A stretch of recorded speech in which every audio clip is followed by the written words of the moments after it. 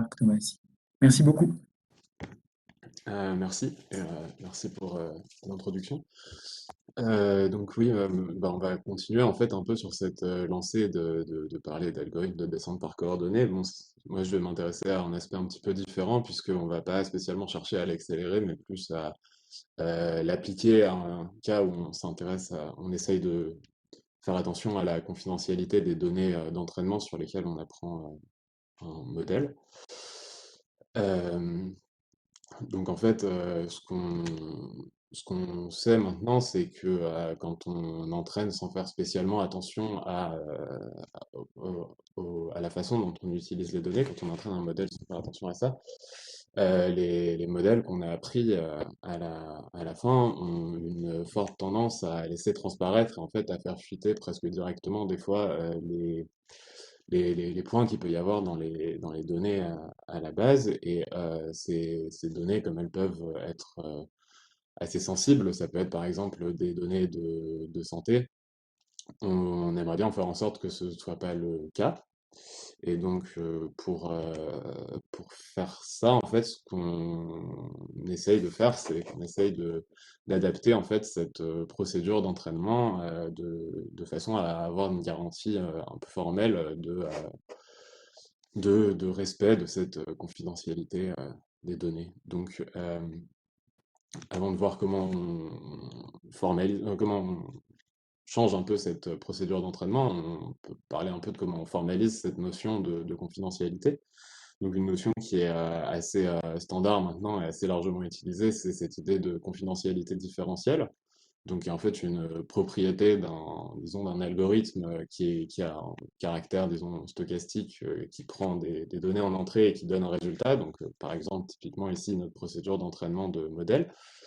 Euh, et ce qu'on a envie d'observer sur cet algorithme, c'est qu'on aimerait bien que si on change un tout petit peu euh, les données sur lesquelles ils sont entraînés, donc si on change cet ensemble D qui sont les données qu'on donne en entrée à notre algorithme, qu'on change un élément de ces données, on aimerait bien faire en sorte que le résultat qu'on observe à la sortie de cet algorithme soit à peu près le même.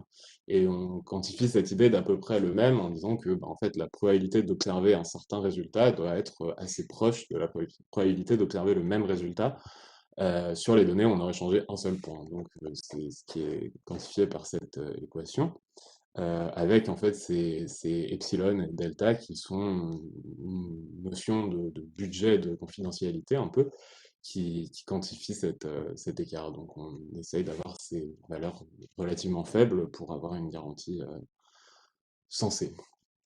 Donc, comment on applique en fait cette notion à cette idée d'entraînement de notre modèle?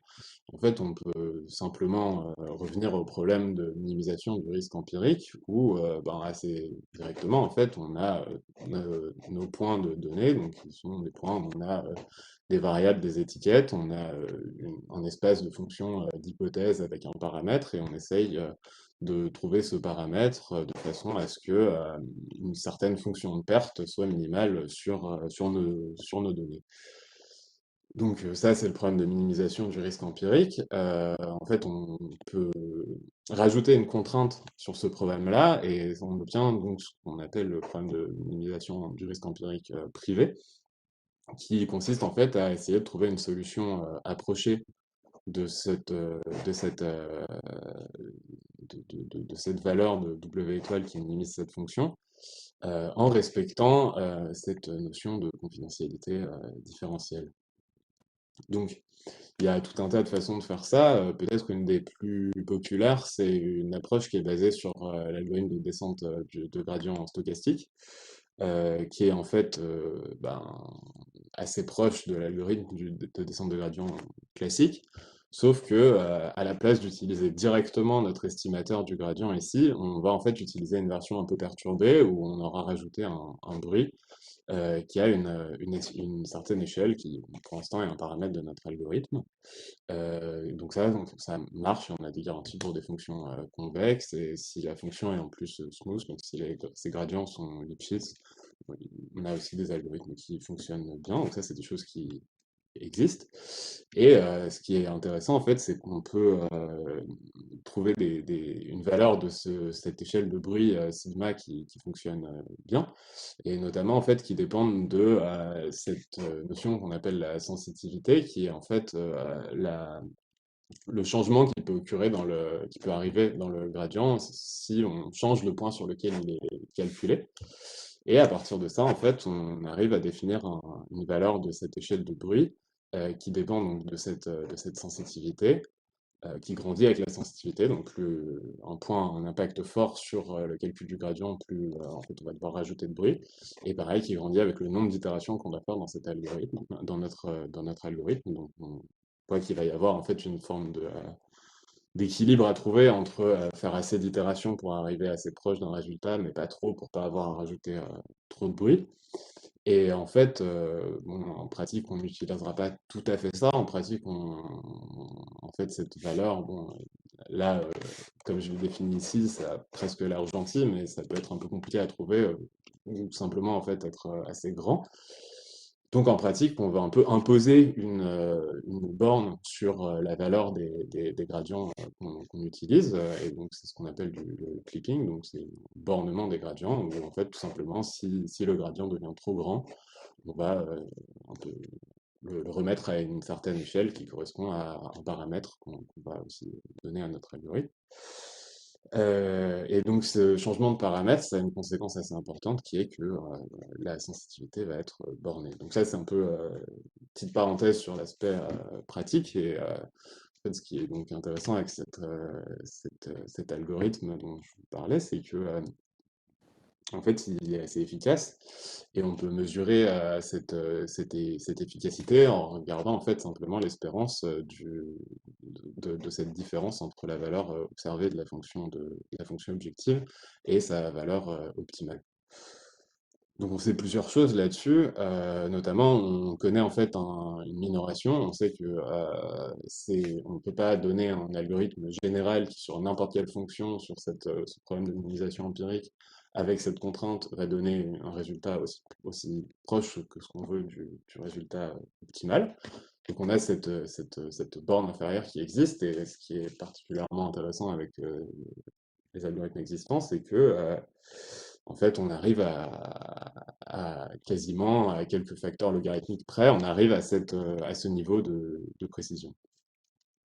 Donc jusque-là, on a un peu l'impression que finalement tout a été fait, qu'on n'a pas, que c'est peut-être pas la peine de regarder plus loin, donc on se demande peut-être un peu qu'est-ce que je suis en train de raconter. En fait, on peut quand même, il y a quand même quelques limites dont on peut parler cet algorithme du gradient. Typiquement, en fait, comme il utilise un seul pas d'apprentissage global pour toutes les coordonnées du gradient à la fois, et c'est ce dont on parlait aussi Quentin juste avant, en fait, il y a des cas où l'algorithme en fait apprend assez lentement. Et aussi, en fait, tout simplement, peut-être que cette sensitivité globale, on arriverait à donner quelque chose de plus fin si on s'intéresse à ce qui se passe coordonnée par coordonnée. Donc, à partir de ce constat-là, on se dit que peut-être qu'on arrivera à avoir un résultat plus précis à la fin sous les contraintes qu'on s'est fixées en utilisant des algorithmes de descente par coordonnées. Donc, c'est ce à quoi on s'intéresse ici, c'est la question qu'on se pose et à laquelle on essaye de répondre. Et donc pour ça, on considère un algorithme de descente par coordonnées, donc qui est en fait de façon assez classique, prend une coordonnée, la choisit uniformément aléatoirement, puis ben, va mettre à jour simplement cette coordonnée-là sur nos paramètres, donc en faisant un pas de gradient, en calculant le gradient selon cette coordonnée et en le perturbant comme on faisait dans l'algorithme de descente de gradient, sauf que cette fois, cette perturbation est calculée sur une seule coordonnée du gradient. Donc ici, là, dans l'algorithme qui est présenté là, il y a en fait deux boucles imbriquées l'une dans l'autre avec une étape de moyen-âge périodique qui change un petit peu des choses classiques qu'on voit en descente de coordonnées. Bon, c'est essentiellement des choses qui nous servent dans l'analyse de convergence de l'algorithme, et finalement, en pratique, ne sont pas si hyper importantes. Donc, à partir de là, en fait, on se rend compte qu'on peut donner déjà des garanties de confidentialité, ou ben, comme pour la descente de gradient complète, on a une notion de sensitivité qui cette fois est seulement celle de cette coordonnée du gradient, et tout simplement, bah, on a aussi le nombre total d'itérations avec le nombre de fois où on révèle, avec la sensitivité, pardon, des coordonnées qu'on révèle. Ce qui est intéressant, c'est que même si en général on ne peut pas forcément dire grand-chose sur cette valeur-là, si ce n'est qu'elle est plus petite que la sensitivité globale du gradient global, elle peut quand même parfois être beaucoup plus petite. Donc on va voir en fait maintenant si effectivement les gains en utilité dans la précision du résultat final qu'on espérait trouver sont effectivement des choses qu'on arrive à observer. Donc, avant de passer à ça, je vais juste revenir sur les hypothèses qu'on va faire. Donc, typiquement, pour la descente de gradient, on avait tendance à supposer que notre fonction était smooth, donc son gradient était Lipschitz. Donc ici, on va faire une hypothèse un tout petit peu différente, qui est que la fonction est smooth selon chacune de ses coordonnées. Donc ces gradients par coordonnées sont Lipschitz. Et donc on définit cette notion de component smoothness, euh, qui est en fait la même chose que la smoothness, sauf qu'au lieu d'avoir un coefficient bêta global, on a en fait une matrice M qui va changer, qui va en fait capter la façon dont la fonction change selon chacune de ses coordonnées. Et donc cette norme, en fait, est simplement cette somme pondérée par ces constantes directionnelles. Bon, de la même façon, en fait, on peut aussi changer la façon dont on mesure la forte convexité selon cette norme-là.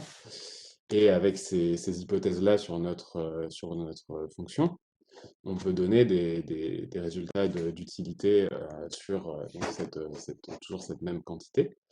Et donc, ce qu'on constate ici, c'est que si on compare les résultats que nous on obtient avec ceux obtenus par des algorithmes basés sur du gradient stochastique, en fait, on obtient des résultats très similaires, c'est-à-dire qu'on a quelque chose qui dépend en gros de la dimension du problème, du budget de confidentialité qu'on se fixe, et quelque chose qui dépend un peu plus des valeurs que prend la fonction, de l'initialisation du problème. Et typiquement, en fait, ce qui se passe ici, c'est qu'on voit qu'on mesure la sensitivité du gradient différemment et qu'on a en fait cette somme des sensitivités par coordonnées pondérée par l'inverse des constantes de smoothness, donc en fait ce qu'on utilise comme pas pour chacun des gradients, qui apparaît à la place de la sensitivité globale, donc de ce delta 2. Et pareil, les conditions initiales, donc ce Rm, qui est en fait la distance de l'origine à la valeur optimale, apparaît avec ce facteur d'échelle qui dépend de ces constantes m à la place de cette norme 2 classique.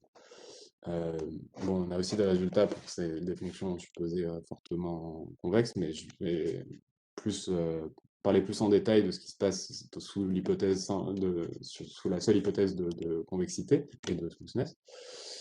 Donc on va garder que cette partie-là du tableau, et en fait ce qu'on voit ici, c'est que la, les valeurs qu'on va devoir comparer sont en fait ces valeurs-là qui sont en couleur.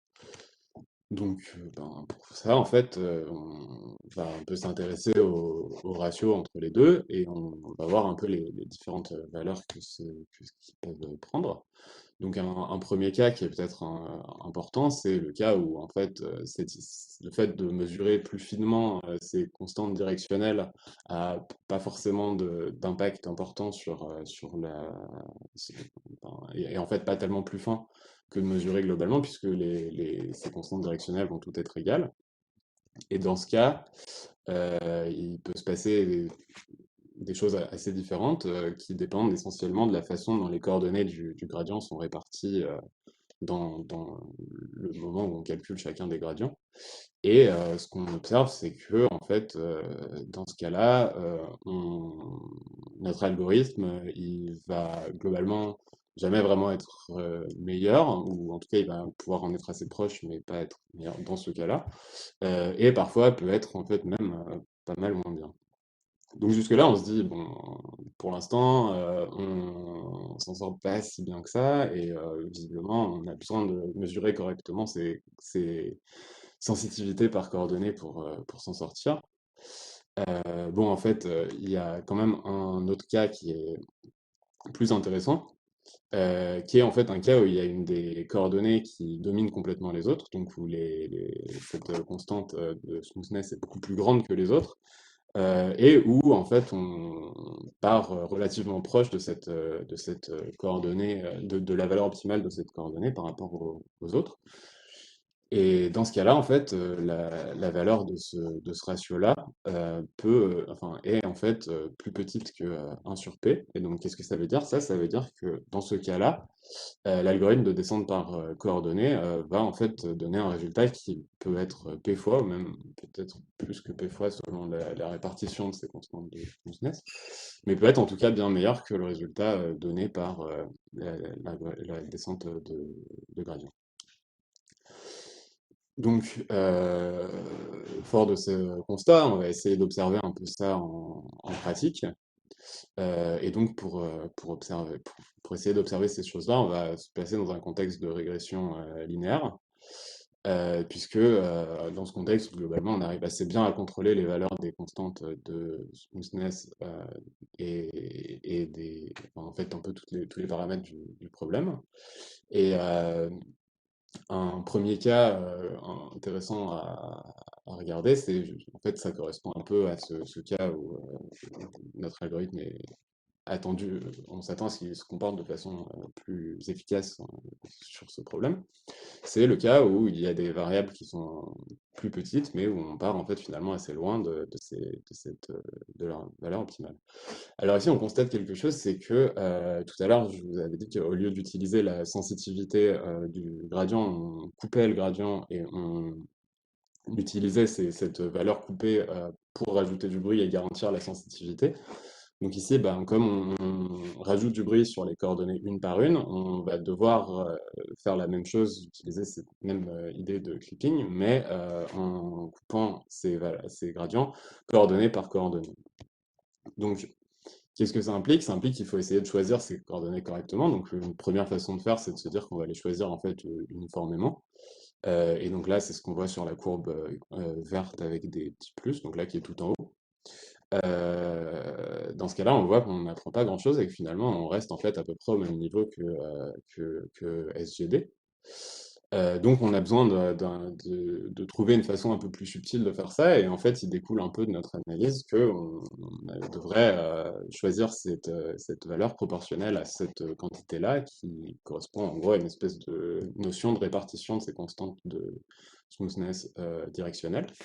Et on constate effectivement, une fois qu'on a bien choisi ces valeurs-là, que maintenant notre algorithme donne un résultat qui effectivement se rapproche de l'optimal, là où la descente de gradient restait assez bloquée.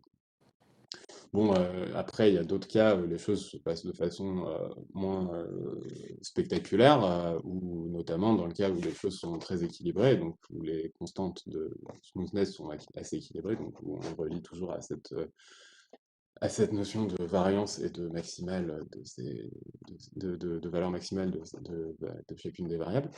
Dans ce cas-là, on voit en fait que les trois courbes qui correspondent donc à nos deux choix de clipping et à l'algorithme de descente de gradient stochastique, en fait, sont assez superposées, et donc les résultats sont similaires. Un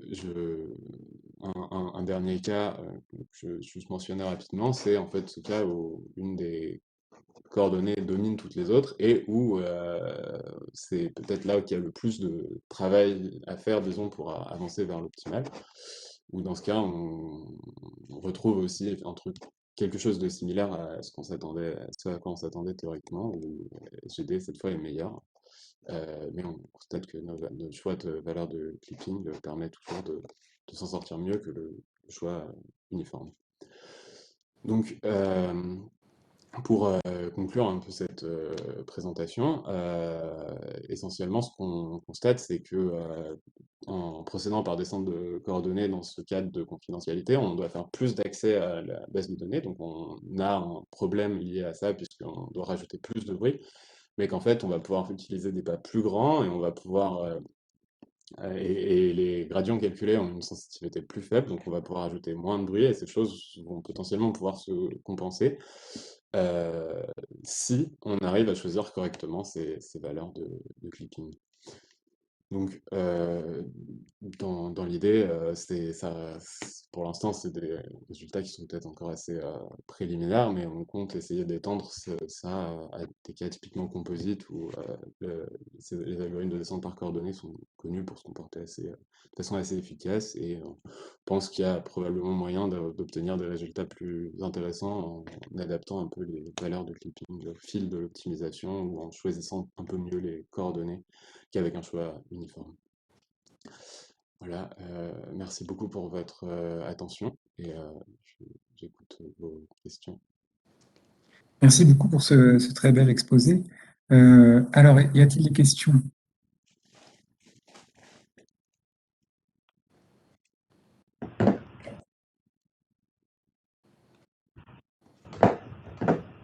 Alors, oui. Yes, peut-être une question.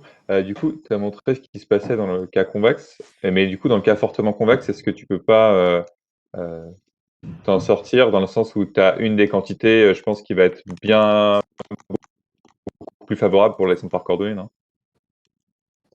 Dans cette Ouais, tout comparaison à fait, ici, là.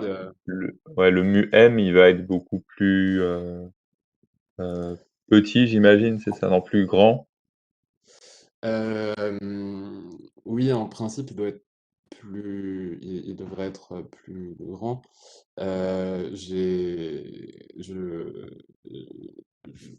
J'avoue que je comprends mieux ce qui se passe dans le cas convexe, c'est pour ça que je me suis plus étendu sur ce cas-là, mais effectivement, je pense que le MUM va être plus grand, et je pense aussi que l'hypothèse de forte convexité est peut-être une hypothèse un peu trop forte, justement, et un peu trop uniforme, et qui a peut-être moyen d'avoir un résultat où, au lieu d'avoir cette notion de forte convexité globale, on peut se limiter à une notion similaire qui dépendrait seulement de ce qui se passe par rapport au point optimal et où on pourrait avoir peut-être des discussions plus claires sur la dépendance à l'initialisation, à ce genre de choses aussi.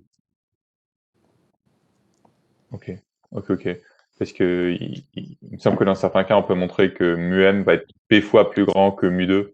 Alors du coup, ça me faisait penser, est-ce que tu pourrais pas dire qu'au pire, tu serais au moins aussi bon, tu vois, que le gradient ou quelque chose comme ça, quoi. Euh, C'était juste pour ça, quoi. Oui, mais alors, mu-m peut être des fois plus grand, mais parce qu'il y a, en fait, le m, il ressort aussi dans ce delta, et il peut y avoir des choses qui se compensent un petit peu aussi entre les deux. Ouais. Ok. Ok, Mais oui, c'est...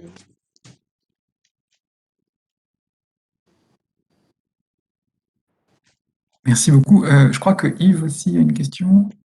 Ouais, bonjour, merci. Il y a un truc que je comprends pas bien.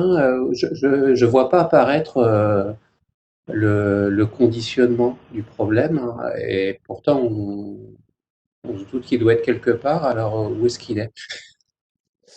Bah, je pense que ça rejoint aussi la question en fait sur comment ce mu-m fonctionne et le conditionnement enfin, le conditionnement du problème dans le sens sur ces valeurs de M. Enfin, le fait qu'il puisse y avoir par exemple des coordonnées qui soient très très corrélées et que ce soit très compliqué de savoir à quelles coordonnées on va attribuer l'explication de la variable qui nous intéresse. Oui, le conditionnement du problème, je, je pense qu'il va apparaître en fait si on essaye d'exprimer ce M différemment. On va avoir en fait d'un côté un facteur en 1 sur M et d'un côté un facteur en M. Et donc si on essaye de faire ressortir une borne peut-être uniforme de ce truc, que là d'un côté on va avoir la valeur minimale qui apparaît et de l'autre on va avoir la valeur maximale et ça ressemblera à cette idée de conditionnement, je pense.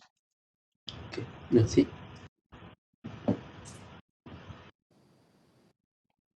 Ok, super. Y a-t-il d'autres questions?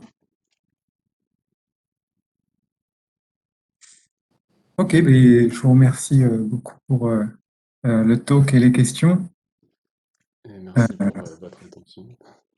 à approfondir. Aussi, je pense ce serait bien qu'il y ait des discussions euh, au-delà de la session sur ces belles choses qui sont introduites. Merci. Donc, Alors, on va je passer. serai à la session de